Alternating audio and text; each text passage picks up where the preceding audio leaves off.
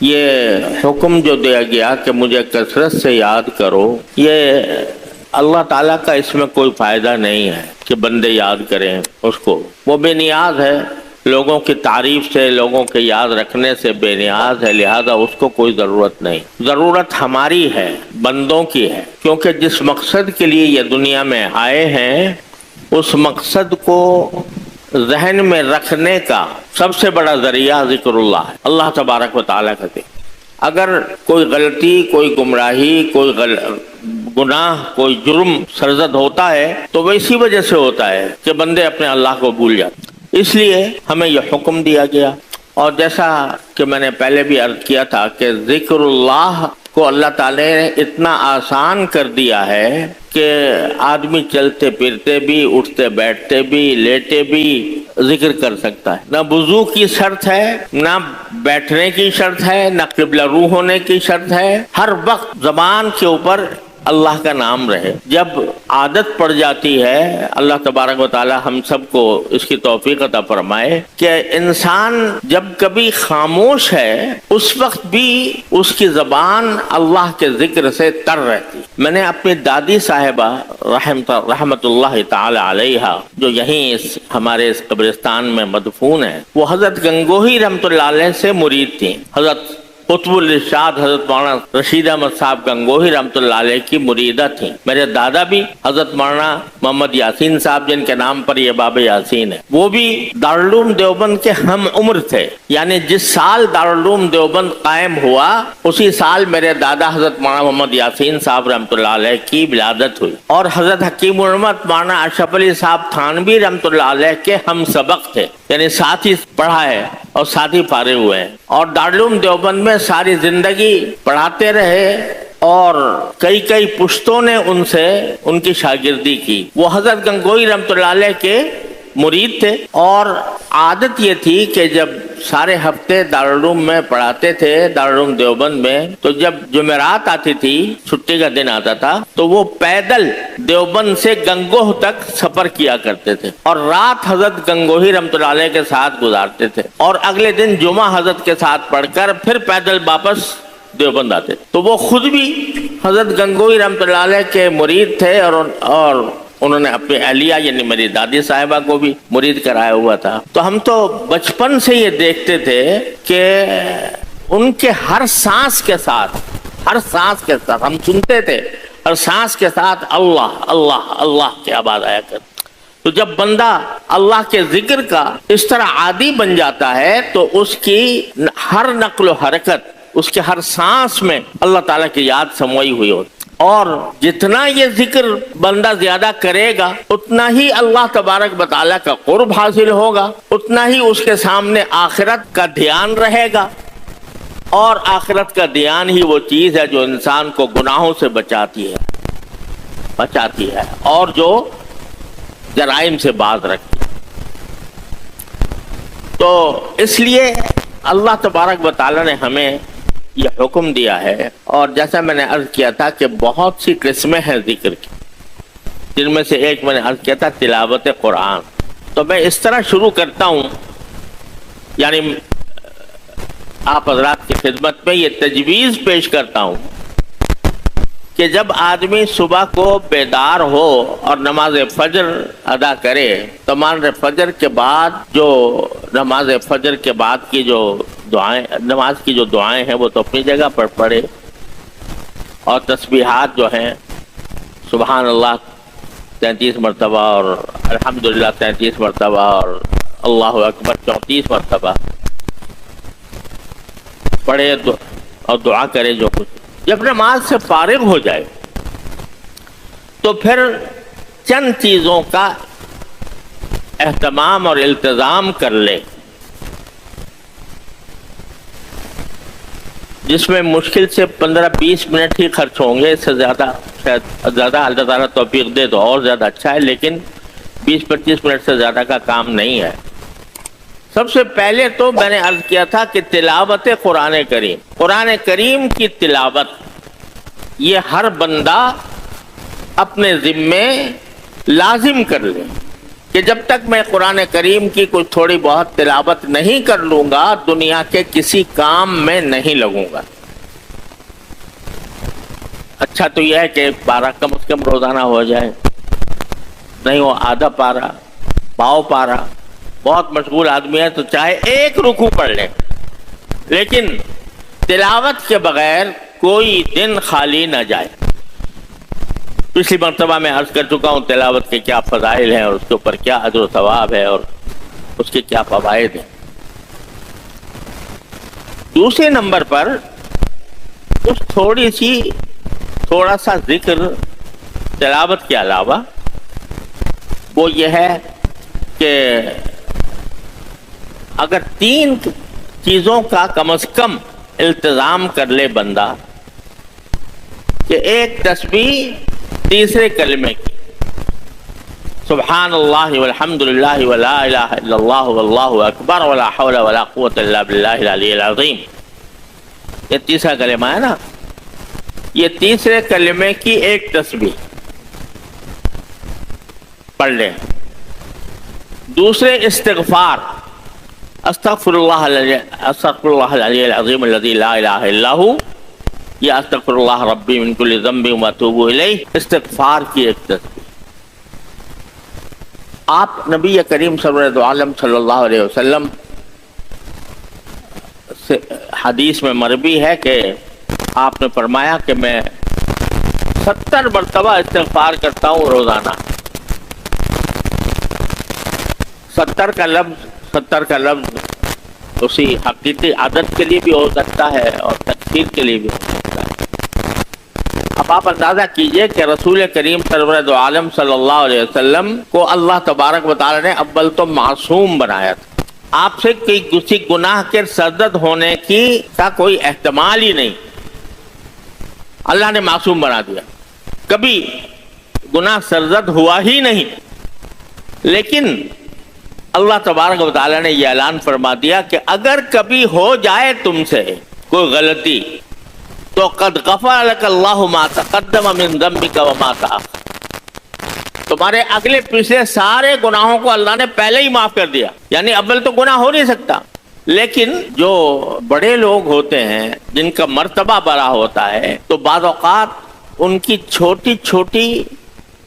گزاشتوں کو بھی وہ اپنے لیے گناہ سمجھتے، بلکہ علماء کرام نے لکھا ہے کہ نبی کریم سرور عالم صلی اللہ علیہ وسلم ہر آن ترقی کا فرماتے تھے، درجات میں آپ کے ہر آن ترقی ہو رہی ہوتی تھی۔ آج ایک درجہ ہے، بڑا عالی شان درجہ ہے، لیکن اگلے دن مثلا اس سے اعلیٰ درجہ حاصل ہوتا تھا، اس سے اگلے دن اس سے اعلیٰ درجہ، اس سے اگلے دن اور سے اعلیٰ درجہ۔ تو جب اعلیٰ درجے پر آپ پہنچتے تو اپنے پچھلے درجے کو اپنے لیے گناہ سمجھتے تھے کہ بھئی یہ تو میں نیچے والے درجے میں تھا، یہ میرے لیے تو میری غلطی تھی، میرا گناہ تھا، اس کو گناہ سمجھ لیتے۔ تو حسنات الابرار سیئات المقربین، یعنی نیک لوگوں کی جو اچھائیاں ہوتی ہیں وہ مقرب لوگوں ان کو اپنے لیے برائی سمجھتے ہیں۔ مثلا نیک لوگ جو ہیں وہ فرائض واجبات پر اکتفا کر لی، انہوں نے سنتیں پڑھ لی، نفلیں کوئی نہیں پڑھی، تو نیک تو ہیں، اس لیے کہ فرائض ادا کر لیے، واجبات ادا کر لیے، سنتیں ادا کر لی موقعہ، نفلیں نہیں پڑھی کبھی، یہ نیک لوگوں۔ تو جو مقرب لوگ ہیں وہ اس کو اپنے لیے برائی سمجھتے ہیں کہ صرف فرائض واجبات سنتوں پہ اکتفا کریں، نفلیں نہ پڑھیں۔ تو حسنات الابرار سیئات المقربین، تو نبی کریم سرور عالم صلی اللہ علیہ وسلم ویسے تو معصوم تھے تمام خطاؤں سے، لیکن جو اپنے نبوت کے اعلیٰ شان کے مطابق جس کو یہ سمجھتے کہ مجھ سے کوتاہی ہوئی اس پر استغفار فرماتے۔ تو ہم جیسے لوگ جو صبح شام پتہ نہیں کتنے گناہوں میں کتنے آفتوں میں گرفتار رہتے ہیں، ہمارے لیے تو استغفار ایک لازمی چیز ہے۔ تو اس لیے کہتا ہوں کہ ایک تسبیح ہوئی تیسرے کلمے کی، سبحان اللہ والحمد للہ ولا الہ الا اللہ واللہ اکبر ولا حول ولا قوة الا باللہ العلی العظیم۔ ایک تسبیح ہوئی استغفار کی، استغفر اللہ अज़ीम अल्लज़ी ला इलाहा इल्ला हु अस्तग़फिरुल्लाह रब्बी मिन कुल्लि ज़ंबिन व अतूबु इलैह। दोनों में से कोई एक कर ले या दोनों कर ले, एक तस्बीह। और एक तस्बीह दुरूद शरीफ, अल्लाहुम्मा सल्लि अला सय्यिदिना मुहम्मद व अला आलि सय्यिदिना मुहम्मद कमा सल्लैता अला इब्राहीम व अला आलि इब्राहीम इन्नका हमीदुम मजीद। सबसे अफजल दुरूद ये है जो हम तहियात में पढ़ते हैं। यूं तो दुरूद के बहुत से सीगे हैं और उलमाए किराम ने दुरूद शरीफ की सीगे यानी दुरूद शरीफ के मुख्तलिफ कलिमात जमा किए हैं अपनी किताबों में, लेकिन इस पर इत्तेफाक है कि सारे सीगों में सबसे अफजल सीगा दुरूद शरीफ का वो है जो हम नमाज में अत्तहियात में पढ़ते हैं। तो ये दुरूद शरीफ, ये 3 तस्बीहें हो, इनका एहतमाम कर लें। और चौथी बात ये कि उस वक्त अल्लाह तबारक व तआला की बारगाह में ये अर्ज मारूज करे, ये दुआ करे कि या अल्लाह आज का दिन शुरू हो रहा है और अब मैं दुनिया के मुख्तलिफ कामों के लिए निकलूंगा, तो ये मैं एक ऐसे मारके में दाखिल हो रहा हूँ, ऐसे कारजार में दाखिल हो रहा हूँ जहाँ पर कदम कदम पर नफ्स और शैतान बहकाता है इंसान। तो अल्लाह मैं आपके बारगाह में ये दुआ करता हूँ कि या अल्लाह जब मैं इस कारजार जिंदगी में दाखिल हूँ, जिंदगी के कारोबार में दाखिल हूँ,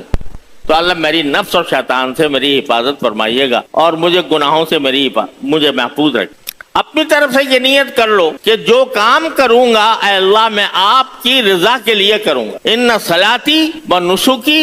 व महयाया व ममाती लिल्लाहि रब्बिल आलमीन। अल्लाह मेरी नमाज भी आपके लिए, मेरी कुर्बानी भी आपके लिए, मेरी हर इबादत भी आपके लिए, मेरा मरना और जीना भी आपके लिए। ये नियत कर लो और ये समझो कि भाई अब रोजी कमाने जाऊंगा तो वो भी अल्लाह के हुक्म की वजह से जाऊंगा, नबी करीम सल्लल्लाहु अलैहि वसल्लम की सुन्नत के इत्तिबा में जाऊंगा। अपने घर वालों से मिलूंगा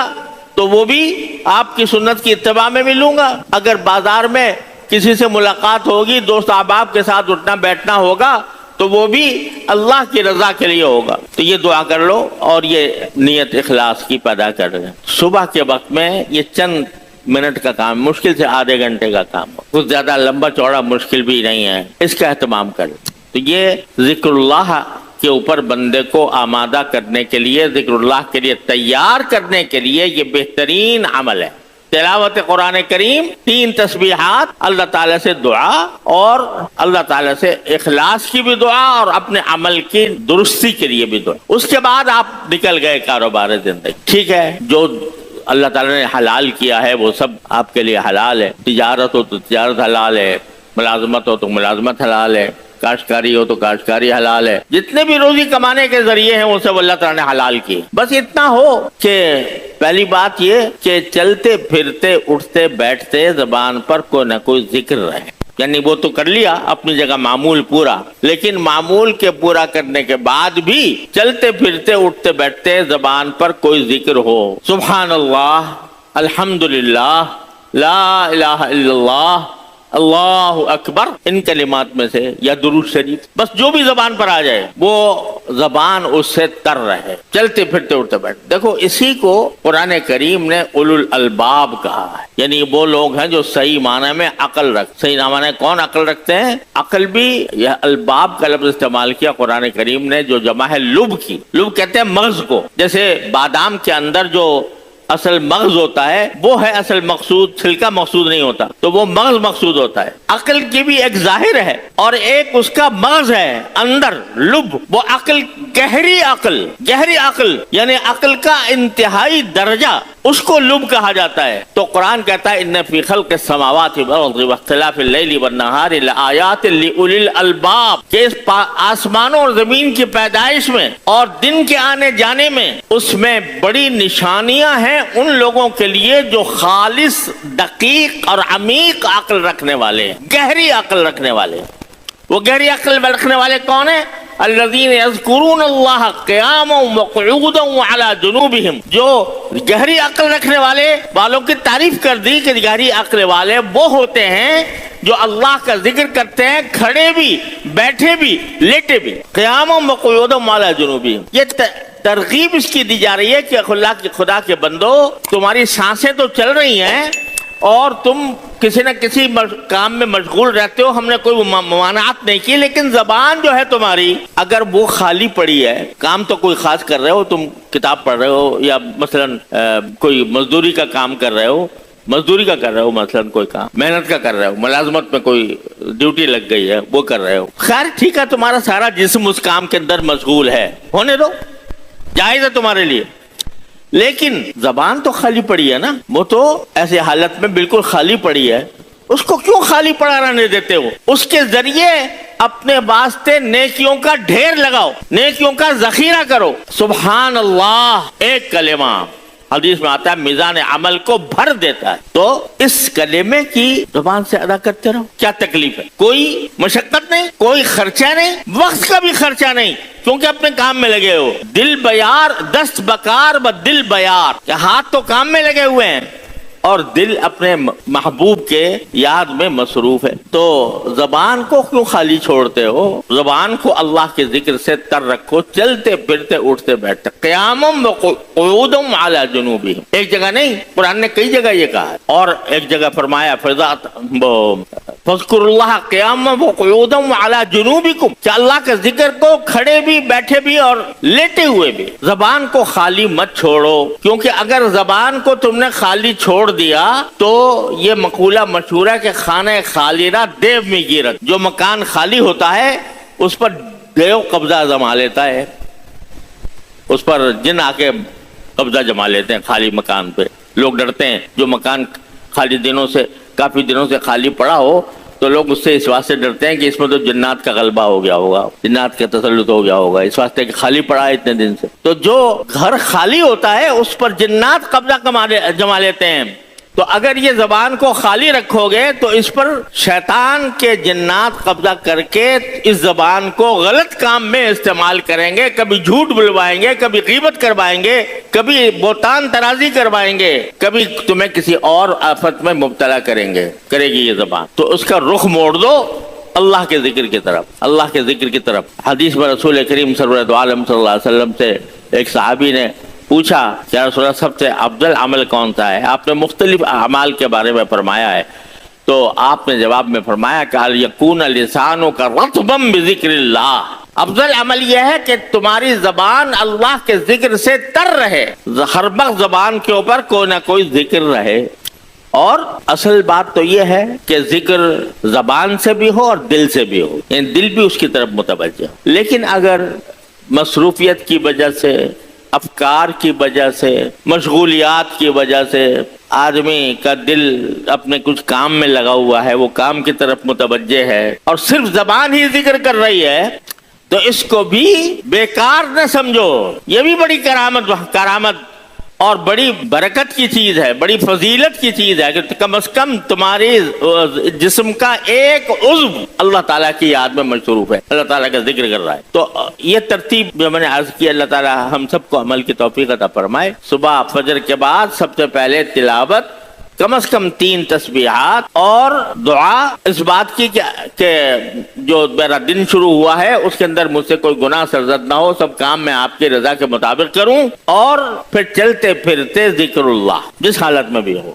زبان کو زیادہ تر رکھا جائے اللہ تعالیٰ کے ذکر سے۔ تو یہ کام کر لیا تو انشاءاللہ ثم انشاءاللہ ہم اس حکم میں داخل ہو جائیں گے، یا ایھا الذین آمنوا اذکروا اللہ ذکرا کثیرا، کہ ایمان والو اللہ کا کثرت سے ذکر کیا کرو، وسبحوہ بکرۃ واصیلا، اور اس کی تسبیح کیا کرو صبح اور شام۔ اللہ تبارک و تعالیٰ اپنے فضل و کرم سے، اپنی رحمت سے ہم سب کو اس کی توفیق عطا فرمائے، اور ہمیں اللہ تعالیٰ غفلت سے نکال کر اپنی یاد کی طرف متوجہ فرما دے۔